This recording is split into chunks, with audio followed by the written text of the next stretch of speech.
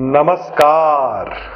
ज्योतिष संसार देखने वाले सभी दर्शकों का मैं पंडित राजन शर्मा हार्दिक अभिनंदन करता हूं। प्रिय दर्शकों, बात आपसे शुरू की है राहु के गोचर की, जो कि 23 दिसंबर को राहु 1.5 वर्ष बाद अपनी राशि परिवर्तन करने जा रहे हैं। राहु इस समय तो वृश्चिक राशि में है। राहु जब भी राशि परिवर्तन करते हैं तो पिछले घर में जाते हैं, अगले घर में नहीं जाते। बाकी सारे ग्रह 1 से निकलकर 2 में, 2 से 3 में जाते हैं। राहु 2 से निकलकर 1 में, 1 से फिर उससे पिछले 12वें घर में, फिर 11वें, ऐसे उल्टी दिशा में घूमते हैं। तो राहु इस समय 8 नंबर राशि में है, वृश्चिक में, और केतु इस समय 2 नंबर राशि में है, वृष में। 23 दिसंबर को राहु महाराज पहुंच जाएंगे पिछली राशि में, तुला में, 7 नंबर राशि में, और इसके बिल्कुल साथ केतु मूव कर जाते हैं, वो पहुंच जाएंगे मेष राशि में। तो तुला और मेष जिनकी नाम राशियां हैं, विशेषकर जैसे ए अक्षर होता है मेष राशि का और आर अक्षर होता है तुला राशि का, और उनके पास अपनी जन्म पत्रियां नहीं हैं, जिन्हें अपने केवल नाम की राशि का ज्ञान है, उन्हें भी राहु और केतु की इस छाया से सतर्क रहना पड़ेगा, क्योंकि राहु और केतु का विशेष प्रभाव तो उन्हीं राशियों में आएगा जिन राशियों में ये 1.5 वर्ष बैठे रहेंगे। इसे समझ लीजिए, क्योंकि कल मैं आपको बता ही रहा था कि राहु मायावी ग्रह है, छद्म वेशधारी है। जिस घर में जाता है उसका रूप अख्तियार कर लेता है, और फिर क्योंकि इसके अंदर कुटिलता भरी हुई है, इसके अंदर नेगेटिविटी है, ये पॉजिटिव प्लेनेट नहीं है, ये शत्रु ग्रह है देवताओं का। चाहे ये भगवान की लीला का, प्रभु का बनाया हुआ पात्र है, लेकिन इसे ऐसा रोल दे दिया गया है कि इसने जो भी काम करने हैं, अगेंस्ट करने हैं, विरोधी करने हैं, विशेषकर प्रभु की जो विधियां हैं उनके भी विरोध में ही जाता है। ये नाराज है भगवान से।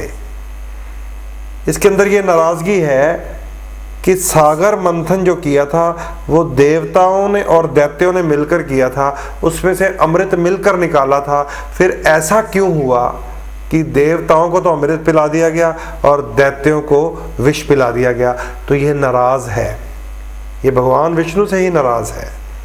तो ये अपनी नाराजगी जो है वो प्रकट करता है। कैसे?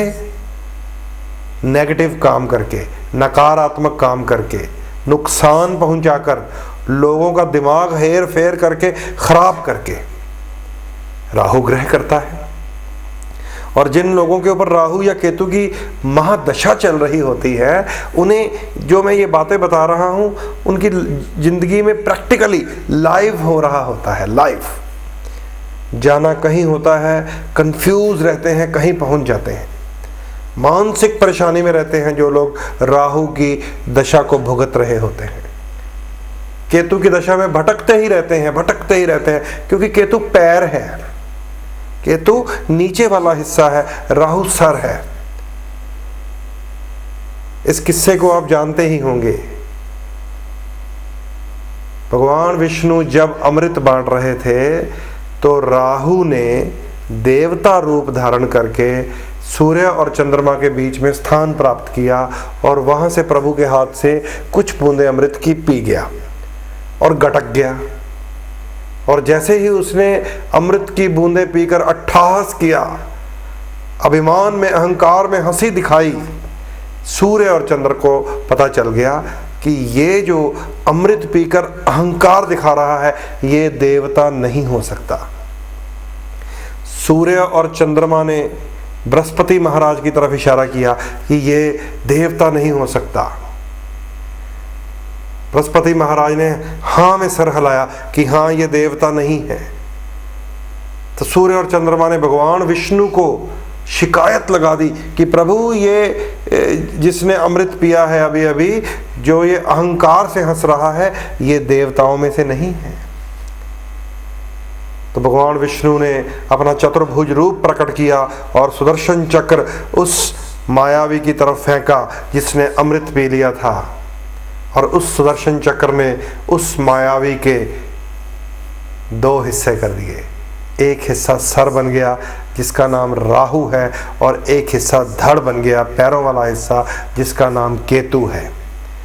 वेस्टर्न एस्ट्रोलॉजी में जाएंगे तो इसे ड्रैगन्स हेड कहा जाता है राहु को, और केतु को ड्रैगन्स टेल यानी कि पूंछ का हिस्सा कहा जाता है।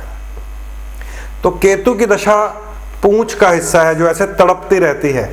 अगर आप छिपकली की पूंछ को देखेंगे या सर्प के सर के ऊपर अगर पैर कोई रख दे तो उसकी पूंछ फिर फड़फड़ाती है, या फिर किसी भी पशु की आप या जानवर की पूंछ देख लेंगे तो वो ज़्यादा फड़फड़ाती रहती है, उसे केतु कहा गया है।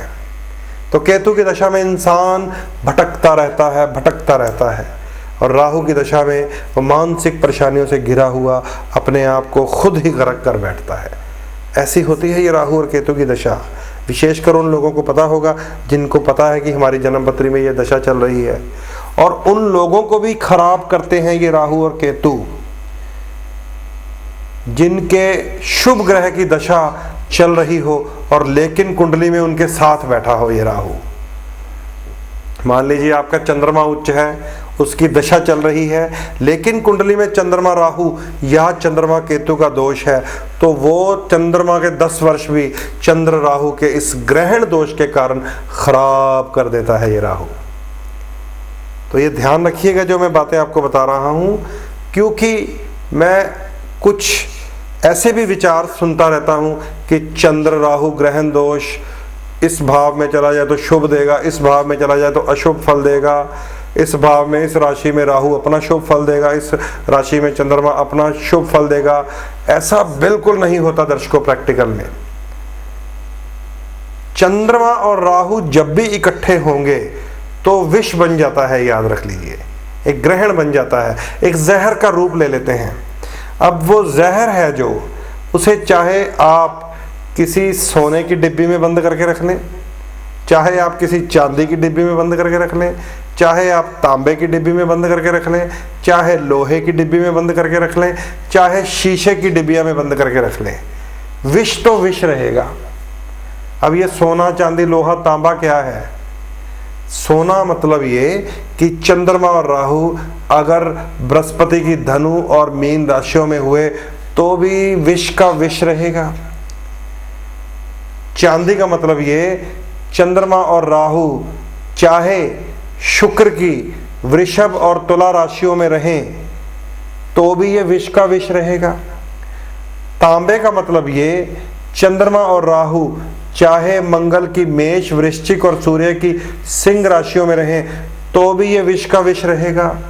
कांच की डिबिया का मतलब ये कि चंद्रमा और राहु चाहे बुध की मिथुन राशि में हो चाहे कन्या राशि में हो तो भी ये जहर का जहर ही रहेगा। चंद्रमा राहु के साथ हो चाहे केतु के साथ हो चाहे शनि के साथ हो, जहर बन जाता है चंद्रमा। फिर उसे आप उस जहर को, ये तो मैं नहीं कहूँगा कि ये सोने की डिब्बी में पड़ा है तो आप इसको पी लीजिए, या चांदी की डिब्बी में पड़ा है तो पी लीजिए, या फलां राशि में पड़ा है तो ठीक है। ऐसा बिल्कुल रॉन्ग कॉन्सेप्ट है। जो लोग ज्योतिष को तोड़ना या मरोड़ना चाहते हैं, मुझे नहीं पता उनका मकसद क्या है। क्या वो केवल अपने विद्यार्थियों को अपनी तरफ आकर्षित करना चाहते हैं या समाज को भ्रमित करना चाहते हैं, मुझे नहीं पता। लेकिन जहर को चाहे आप सोने की डिब्बी में डाल दें, चाहे चांदी की डिब्बी में डाल दें, चाहे लोहे की डिब्बी का मतलब होता है मकर और कुंभ राशि, क्योंकि शनि लोहा है। चंद्र राहु चाहे मकर राशि में हो चाहे कुंभ राशि में हो, यानी कि 12 के 12 घरों में या 12 की 12 राशियों में कहीं भी ये जहर बना योग आ गया तो ये जहर ही होता है। और चंद्र राहु मानसिक परेशानी पैदा कर देते हैं।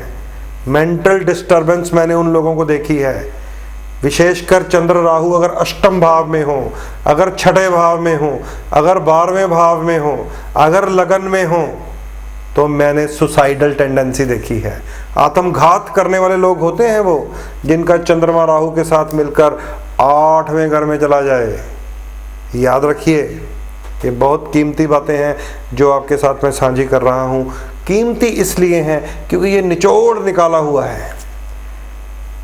ये लोगों के साथ बैठकर मिलकर डिस्कशंस करके उनके जीवन की घटनाओं को जानकर उनके ऊपर कौन सी दशा चल रही है, उनका कौन सा ग्रह राहु के साथ है, शुक्र है, मंगल है, बृहस्पति है, बुध है, ये सब चीज़ों का निचोड़ अब जो निकला है वो आपके साथ में बांट रहा हूँ। तो ये इस बात को आप याद रखें, क्योंकि समय हमें यहाँ पर सीमा रेखा में बांध कर रखता है, इजाज़त नहीं देता कि आपके साथ सारी बातें खोलता जाऊं, क्योंकि एपिसोड्स में मिलूंगा मैं आपको।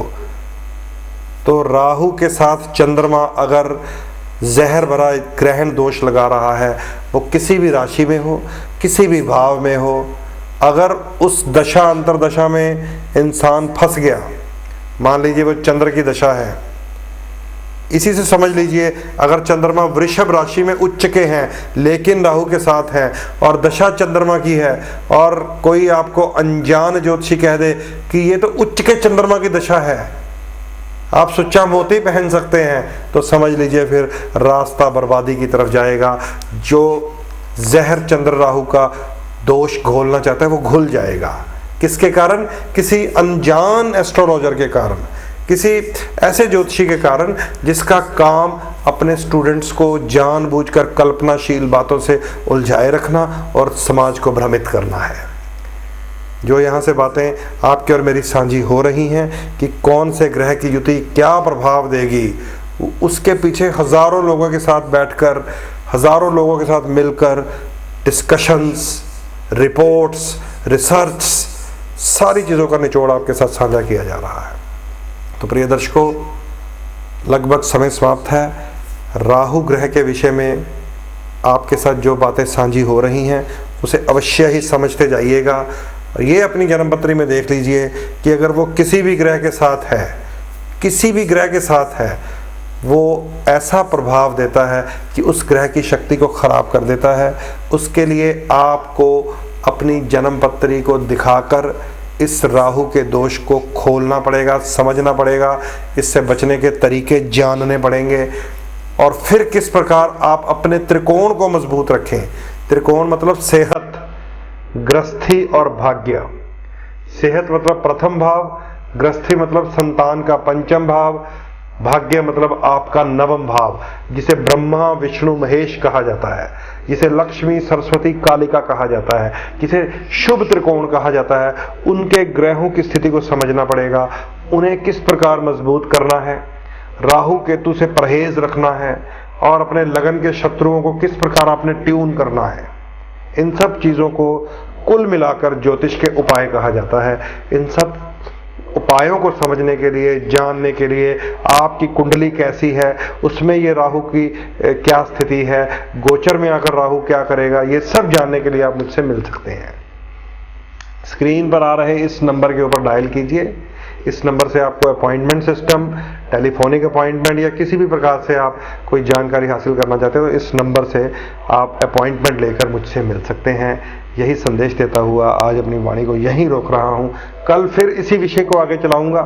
ये लंबा विषय है, थोड़ा रोचक जरूर है। अगर आप इसको ठीक से समझ जाएंगे तो मैं समझता हूँ कि आप खुद अपनी कुंडली का एनालिसिस करके एस्ट्रोलॉजर की सहायता लेने में सक्षम हो जाएंगे। इजाज़त दीजिए, नमस्कार।